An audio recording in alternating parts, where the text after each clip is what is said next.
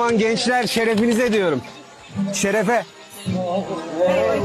Şerefe. Şerefe. Valla.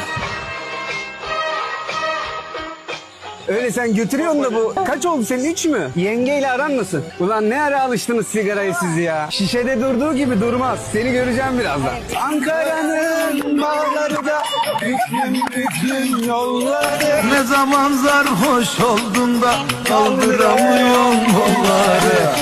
Sen bu kadar hızlı bunları götürdün ya. Yarım saate sen yoksun. Dayı ne yapıyorsun dayı?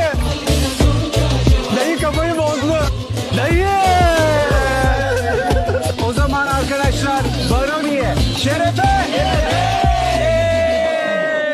İçmeyin şu sigarayı. Ben mesela bunu kullanıyorum. Bu da kötü. En azından bir şey yanmıyor gibi, bana daha iyi gibi geliyor.